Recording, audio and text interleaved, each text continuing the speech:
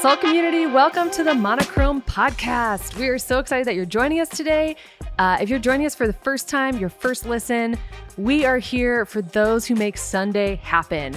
Whether you are a graphic designer, a videographer, editor, the guy behind the soundboard, that volunteer running that ProPresenter mouse, we know you got to click fast when the pastor switches slides.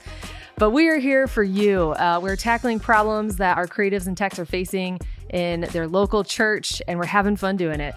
I'm Caitlin Johnson, SALT Director, here today with JT, our Marketing Manager. What is up? And Keith, our Manager of Content and Learning. Hello. Sorry. How are you guys doing today? Keith is a born-again Australian. Is that a thing? Oh, yeah. No, I was actually trying to do the impersonation of those two, like silly pirates in Pirates of the Caribbean. Oh, Hello, yeah, Poppet. The one those with the guys. wooden eye. Yeah. Hello, yeah. Poppet. But I That's digress. Keith is actually our movie expert on the team and will always be movie Mhm. quoting, it seems. Yes. But how are we doing today, guys? How you feeling? I am good. I am vibing, enjoying recording podcasts. Very excited about this one. I think there's some great info and discussion that we're going to go over. So, yeah, just hanging out, having a good Yes. time. Definitely. We are ending today's podcast, as everyone typically knows if they've listened to us before, with a fun, creative challenge. We've got an interview today with Brian Taylor, and then a Listening Now segment where we're talking about what is happening in our headphones and what you should be also listening to. But we're kicking today off with SALT News. You know, this is where we kind of like to start some of our episodes. What is going on in the world that we need to be talking about, JT? So, this one is interesting because it's very much a shift from kind of the direction everything's been moving the past few years. Bridgetown Church in Portland, Oregon, which is funny. Actually, the founder, John Mark Comer of that church, also wrote the book we talked about a couple episodes ago of The Ruthless Elimination of Hurry. But they are canceling their live stream services. They put out a video on this last week or the week before, and I'll link to it's from Church Tech Today, so I'll link the article in the show notes. But I thought it was really interesting, their explanation for why they're doing it and kind of that shift that they're making. I think I'm hearing too, there are some other churches who are making the same change, some big, some small. Yeah. So I'm curious to see if this is going to become a trend. Yeah, I have heard of a church here in Franklin, in Tennessee, that has also done it, like completely canceled all online church, no virtual streaming of their services. They are like an in-person church only. Yeah, what I was going to ask is, what is their reasoning? Yeah, so they're still going to post the sermons. So sermons will still be posted and available, but they're not live streaming them, and they're not live streaming the worship. And their reasoning for it is, and I love too, because it kind of breaks down. I don't know who the guy is that talks about it. Maybe it's a lead pastor, but he kind of breaks down different audiences that this could affect, which is like people who, are traveling and can't come to church, or maybe people who are across the country and doing kind of like a home church and using the live stream to do that. Or people who are just listening from different locations. And he addresses all of those. But really, I think the crux of it is they're like, we're called to live in community, locally, in person. And he's like, he kind of talks about the reason they're not doing this live stream anymore is they want people to get plugged in, either in Bridgetown, if they're in Portland, Oregon, and they've just not been coming in person, or if they're somewhere else, to find a church, find a community, or start one and get plugged in locally. And so obviously he's got more to say with that, but that's kind of the heart behind it.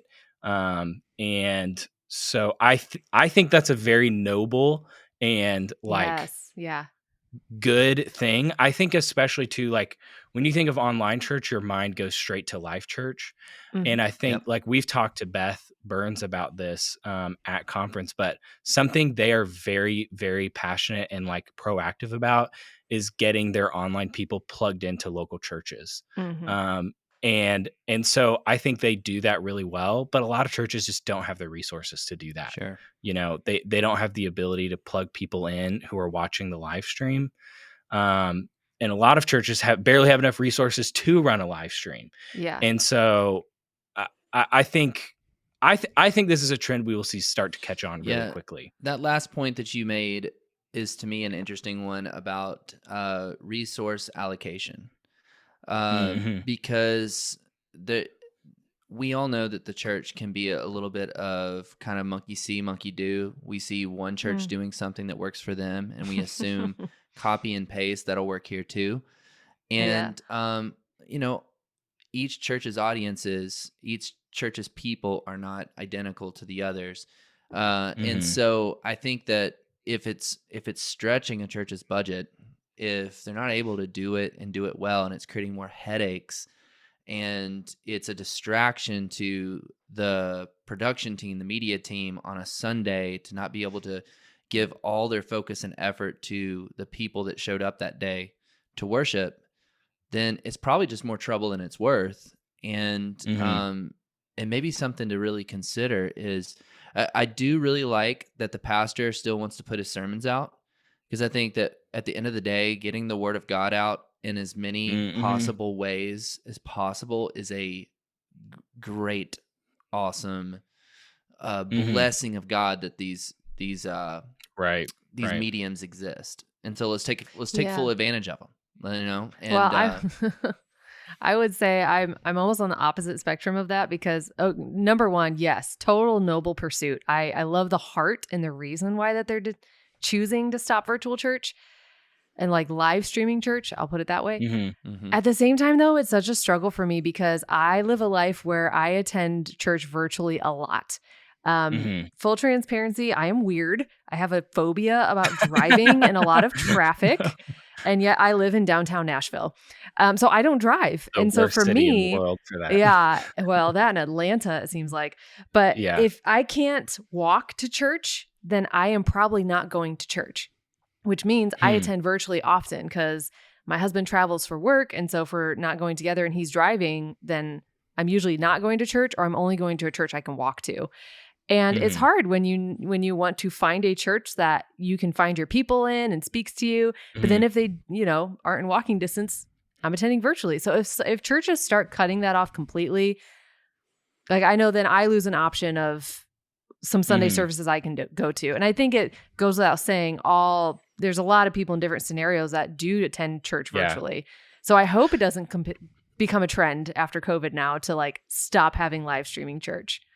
Yeah, if you look so I pulled up a Pew Research article, which I'll also tag or give a link to in the show notes. But the overwhelming majority of reasoning why people attend a church online for different denominations and different, races and things like that, the overwhelming majority is because it's convenient and it allows me to watch churches that are far away from where I live.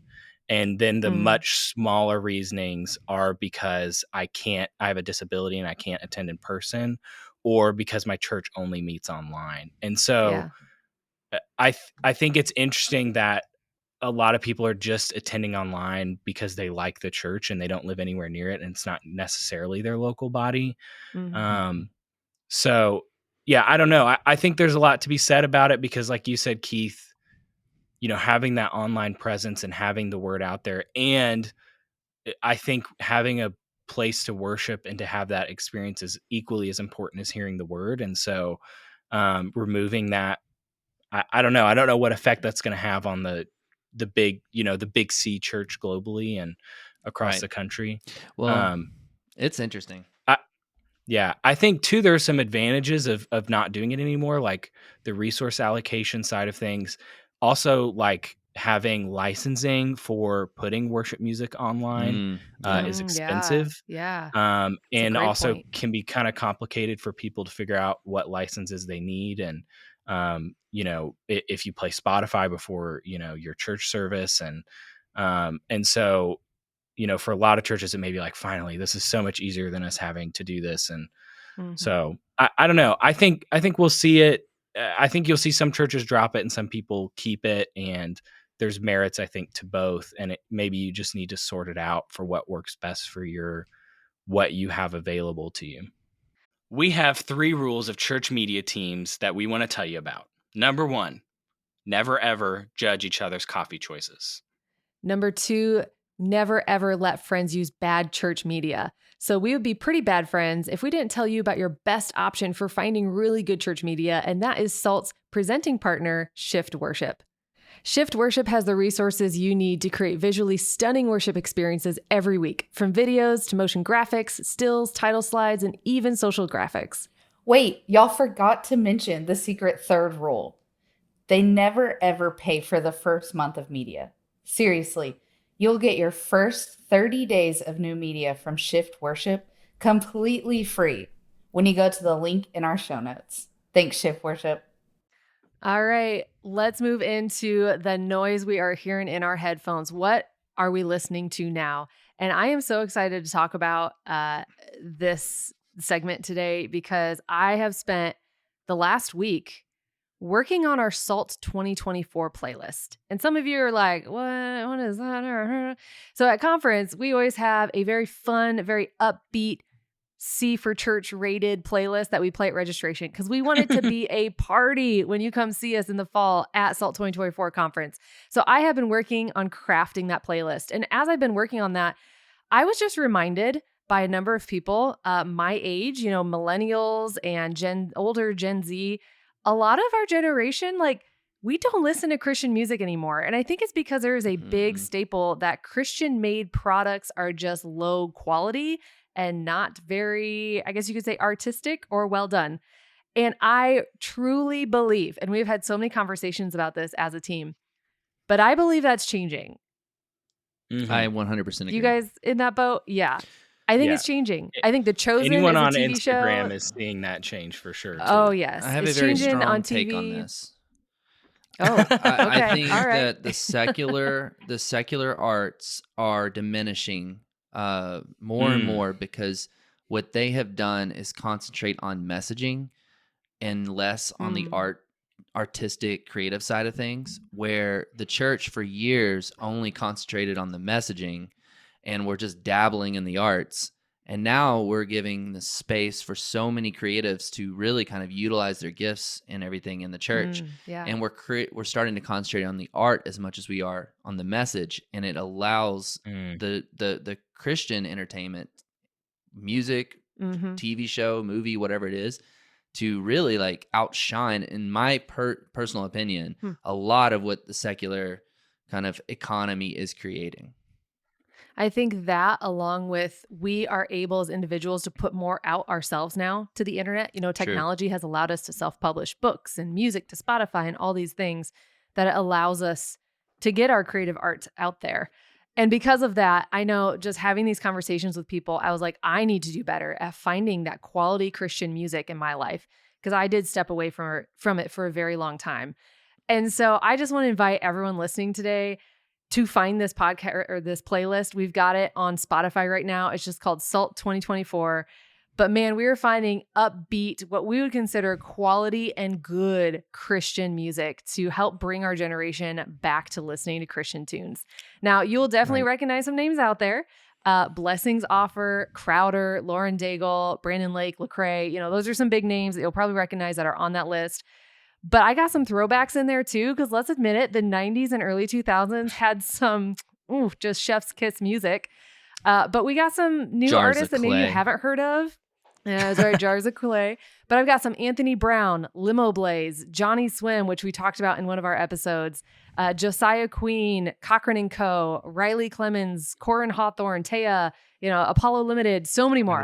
That's a huge list. But I know JT knows Taya. She's one of his favorites. She was a new name for me when I actually came to work at SALT 2 years ago. No way. I got intrused to her. Yes, I didn't know who she was. Welcome to knowing Jesus. That's right. That's awesome. I can tell you guys, I've put this music through the ringer. I went for a over 3-mile run, and I said, if this music does not motivate me to keep running, I am turning it off. And back in the day, I could not find Christian music to do that. But this playlist, man, I kept running. And I could have gone even a little further after that 3.5 mile, but I cut it off. So this is a running playlist, filtered, approved, whatever you want to call it, list of music. So check it out on Spotify, SALT 2024. So we had a great conversation with one of our speakers last year, Brian Taylor, who is the pastor of worship and creative arts at Covenant Church in Dallas, Texas. And he spoke with JT about embracing both hearts and hands to contribute our creative gifts to build up the body of Christ. So take a listen. What's up, Salt Community? I'm here with Brian Taylor. He is a creative genius. Brian, can you tell us a little bit about all the different things you do just all the time? Absolutely. Well, first, I'm glad to be here at SALT. It is my first time. I think we talked about that on Instagram Live a few months back. It's my first time here, and I'm very excited to be a part of a conference that I've looked at from afar for the last few years. So yeah, I am VP of Worship and Creative Arts at Slingshot Group. We help churches and nonprofits build remarkable teams. And then my wife and I also have the privilege of serving our church locally in Dallas as worship and creative pastors. Shout out to my Covenant Church fam. That is awesome. Very cool. So you're here at SALT. You're teaching a workshop session. It's our 10-year anniversary. We're celebrating. Yes. We're super excited. What kind of are you excited about with that workshop and being here at SALT? Yeah, I have a passion to help leaders lead well. And one of the things that I know about creative leaders is sometimes we get a bad rap because the talent outpaces leadership.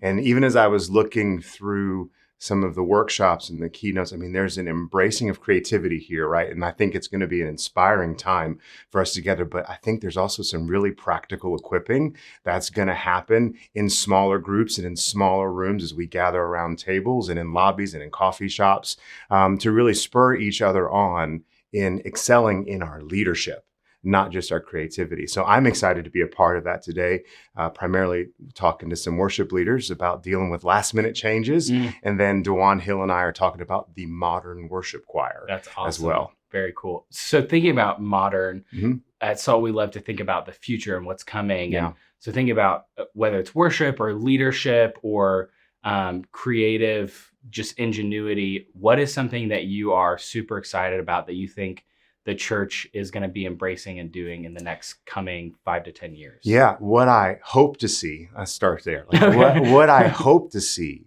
is the church to continue to embrace prayer and covering what we do spiritually. I think, having led primarily in very large, like high production, high level of execution teams, it's really easy to run after how skilled we are. And I always think of Psalm 78:72. It describes David and says, David shepherded with integrity of heart and skill of hand. I think both of those things matter. And so what I hope to see from the creators in the church is an embracing of both heart and hands to contribute to what we're called to do. I think our calling is significant. It's special. And where we get to sit, as a worship pastor, I think of myself as a tour guide. Right? Between God and the people. I'm not they're not meeting with me. They're not even there to see me, but a good tour guide knows how to draw people's attention to the right thing at the right time. And I don't see any way we can do that apart from the work of the Holy Spirit in and through us as he infuses life into the creativity, the skill, the giftedness that he's placed in our hands. So I'm very excited about that as I look to the future. I love that. I think a huge thing that we see a lot at SALT and just in general at churches, whether you're worship or creative or production, is your talent is valued so much more over who you are as a person in your heart.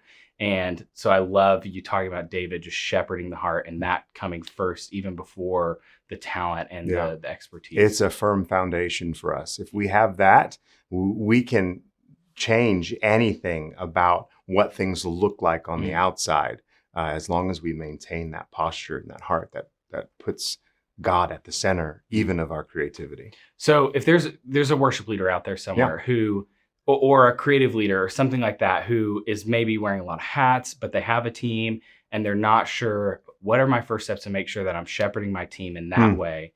And maybe Slingshot has some resources or something to help them take those steps moving towards, or what would you recommend for them to move towards shepherding their teams? So I get that question a lot in the executive coaching that I do, and we do that with Slingshot for ministry leaders. It's always great to have people in your corner, and on the staffing side, we're helping add leaders, leaders that are in transition or considering transition or assignment. On the coaching side, we get to take the leaders who are planted where they are and help them thrive and grow. And so that question comes up a lot. And here's what I'd say is, before you get to your team, you kind of need to start with a self-assessment and take stock of where you are as a leader. Where's your heart in all of this? It's really hard to lead somebody where you're not going. And if you haven't been there, you can't point the way. And so paying attention to that, both pastoral and practical counseling and whatever you need to do to make sure that you're healthy. And then you can lead your team from a healthy place. And it can be overwhelming thinking about adding something else to the rhythm of ministry, right? There's I don't know, maybe you have a lot more time than I do in the week. But what I would say is start simple and maximize the moments that you have. Look for the opportunities that you already have in your rhythms where you can pull people aside for just even a few moments, point them to God's word, point them to the practical application, remind them why they're there, why they're doing what we're not just here to play music, or we're not just here to make sure things go up on the screen at the right time. We're actually helping people engage and encounter the presence of God. So maximize those moments with something as simple as a little team huddle where you pray, share a scripture, encourage everybody, and then you go back to the regular rhythms. Don't try to find more things to add. Make the most of what you have in your hand already. I love that. That's so good. For people who are trying to get connected with Slingshot Group or what you do, what would be the best way for them to connect with you? So you can find, find. You can find Slingshot Group at slingshotgroup.org, O-R-G. And if you'd like to connect with me, my Instagram is Instagram at Brian Taylor. On that link there, it has everything: email, LinkedIn, Instagram in the bio. Cool. Awesome. Thank you so much. I appreciate your time. Absolutely. We will see you at SALT 2024. Take care.